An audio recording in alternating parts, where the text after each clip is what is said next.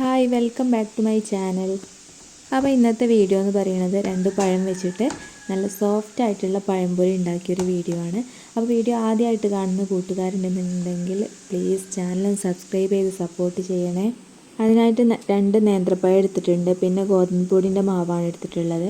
അതിലേക്ക് ഇത്തിരി മഞ്ഞൾപ്പൊടിയും ഉപ്പ് ഇട്ട് കൊടുത്തിട്ടുണ്ട്. പിന്നെ സോഡാപ്പൊടിയും ഇത്തിരി ചെറുതായിട്ടൊന്ന് ഇട്ട് കൊടുത്തിട്ടുണ്ടായിരുന്നു. പിന്നെ അതിലേക്ക് ആവശ്യമുള്ള പഞ്ചസാര മധുരത്തിനനുസരിച്ച് ഇഷ്ടത്തിനനുസരിച്ച് ഇട്ട് കൊടുക്കാം. പിന്നെ നന്നായി ഒന്ന് വെള്ളം ചേർത്ത് കുഴച്ചെടുക്കണം. ചെറിയൊരു ചൂടുള്ള വെള്ളത്തിലാണ് കുഴച്ചെടുത്തത്. ഇനി ഇത് നല്ല സോഫ്റ്റായിട്ടൊന്ന് കുഴച്ചെടുക്കണം. ആവശ്യത്തിനനുസരിച്ചുള്ള വെള്ളം കൂടെ ചേർത്ത് കൊടുത്തിട്ട് നല്ല ഫോമിൽ ഇത് കുഴച്ചെടുത്തിട്ടുണ്ട്. ഇതുപോലെ ഈ ഒരു തിക്കിലാണ് ഇത് ആക്കിയെടുത്തിട്ടുള്ളത്. ഇനി നമുക്ക് ഇതിലേക്കുള്ള പഴം മുറിച്ചിട്ടൊന്ന് സെറ്റാക്കി വെക്കണം. പഴം മുറിച്ചിട്ട് അത് 3-4 പീസാക്കിയിട്ടാണ് എടുത്തിട്ടുള്ളത്. അപ്പോൾ സ്നാക്സ് ബോക്സിലും കൂടെ കൊടുത്തയക്കാനുള്ളതാണ്. അപ്പോൾ അതുകൊണ്ട് ചെറുതാക്കിയാണ് കട്ട് ചെയ്തിട്ടുള്ളത്. ഇനി ഒരു ചട്ടി വെച്ചിട്ട് അതിലേക്ക് ഓയിൽ ഒഴിച്ച് ചൂടാക്കി എടുക്കണം.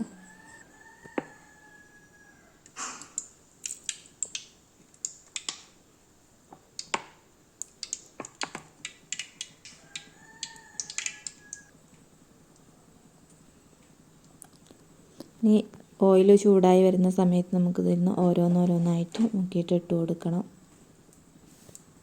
മാവിൽ ഏലക്കായിൻ്റെ ഒരു 2 ഏലക്കായും കൂടെ ചതച്ചിട്ട് ഇട്ട് കൊടുക്കണം എന്ന് വിചാരിച്ചിരുന്നു. അത് പെട്ടെന്ന് മറന്നുപോയി. അപ്പോൾ ഏലക്കായ് ചേർത്തിട്ടില്ല.